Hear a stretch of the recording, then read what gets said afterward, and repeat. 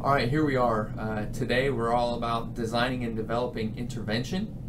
So after the data compilation, we talked about that previously. So this particular case study, small church, Auburn, Alabama, 125 people, sit down with their board, sit down as a group, sit down with individual members of the board, talk to some congregational members, and I'm receiving input, feedback. I'm compiling the data from all those interviews, doing kind of a qualitative analysis, looking for major themes. And so I'm writing all this down, and the purpose of doing all that is to design and develop an intervention.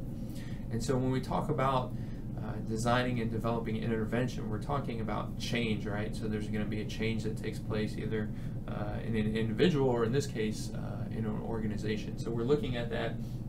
And so I wanted to kind of bring up some resources about change for you and talk about change a little bit. Changing on the Job by Berger. This one and this immunity change, very interesting, kind of talking about neuroplasticity and the ability for adults to actually change their patterns and actually grow and develop. And so a lot of times we think, hey, you know, from 0 to 18, 0 to 25, 0 to 30, we have this major incline, this major increase in growth. And then from 30 to 70, 90 to our death, we really don't grow. There's no change.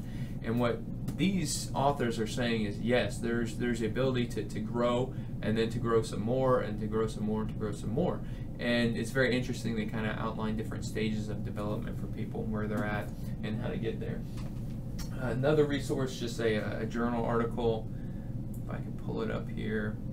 This one's by Hahn, Bertie, Day, and Sills, kind of from over in the UK, and they're talking about kind of critical moments in the lives of clients. And so I'll post that one up as an additional resource for you as well. But I mean, change is nothing new. We know it's difficult. Kind of the classic, Who Moved My Cheese? Leading Change by Cotter, out of Harvard. He, along with this book, has this book, Our Icebergs Melting, kind of the, I don't want to say watered down version, but this one is neat because, and one of the things in the Hahn et al. Article was the use of metaphor. And so Cotter does an excellent job, right? So leading change, this whole thing's about change development and change stages. And so his huge metaphor, notice the penguin theme, his huge metaphor is our icebergs melting. And so this one is told in a parable format. It still has kind of the basic same outline, those change stages.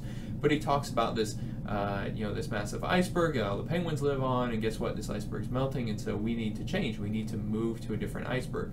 And so you have different penguins that kind of recognize the problem, other penguins that don't recognize the problem, and they have this resistance to change, immunity to change that they've built up as a safety system. So change, Deep Change by Quinn. It's more of a personal journey talking about change, which is good for consultants, individuals as well. So change is hard, right? This is one of my favorite things here from Kagan and Leahy. This is in their introduction, talking about how difficult change is. It says, not long ago, a medical study showed that if heart doctors tell their seriously at-risk heart patients that they will literally die if they do not make changes to the personal lives, talking about diet, exercise, smoking, still only 1 in 7 is actually able to make the changes. 1 in 7. And it says, we can safely assume that the other 6 wanted to live, that they wanted to see more sunsets, that they wanted to watch their children, grandchildren grow up. They didn't lack a sense of urgency. The incentives for change could not be greater. And yet only 1 in 7 actually makes that change. So what is going on? What's wrong with us? Why are we not changing? And so these different resources kind of have different approaches to that question. And I wanted to give another resource.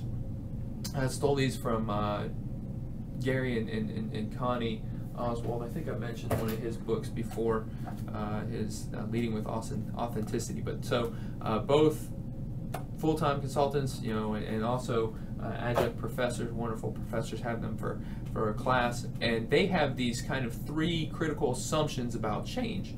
And so to me, I was looking at this case study and talking to these individuals, and I'm thinking about all this change stuff, and I'm like, hey, let's go back and look at these kind of critical assumptions to change, and I can use them in designing and developing this intervention. So one of the first critical assumption to change, that there is a felt need right? That they want to change. So somewhere there's a change, in the individual with the heart patients. They understand that they're in trouble and that there's a desire, there's a felt need there. And so in this particular congregation, there was a need. So number one, that need was expressed to me personally through the senior pastor, and then he felt it through his board as a whole and the church as a whole. So when I went in and talked to the board, to this 12-member board, when I'm talking to them, they felt the need for change. Otherwise, they wouldn't have even brought me in the first place, right? So there's some inkling of that, some understanding of this wanting to change. The second thing is, in talking about these three critical assumptions about change, is that there's got to be commitment, right? There has to be understanding. And so my role, as Block talks about, my role is to go through and to present the problem and to simplify the problem for them. My role is to disseminate my findings, right? To walk them, the board, through my findings, to walk them through the different possibilities. And so there's this kind of commitment to understanding a cognitive approach to, okay, so now we realize what the problem is, we understand it better. So there's that felt change, that something's wrong here and we probably need to adjust this, and we don't know how, so we'll ask this outside consultant to come in and kind of tell us what's going on and try to figure out that. But there's also now, with this intervention, part of my job is trying to get them to commit and to understand what's going on. And then the last part of that designing and developing intervention and talking about the critical thing is about change, is this idea that you want those changes to stay, right? You want the individual to internalize that. So with a heart patient, you want them to change their diet, you want them to exercise, that they're committed to it. It's something that they don't need a babysitter going through and holding their hand every single day, but they need a coach to encourage them, equip them, check in, hold them accountable sometimes. But then there comes a time when that stops, right? That process stops, and you go through and you're trying to go through and just allow them as an adult to internalize that change, right? So that change stays and they become a healthier person, but only 1 in 6 do that. So what's going on here? So when we go through and look at the internalization for me and for this particular case, one of the main changes would be a bylaw change, right? So you'd have kind of an external factor that would help this organization. So we look at the change in the organization, but it would also help the to have a new attitude about it, right? That like, hey, this is long overdue, we're glad we're doing this.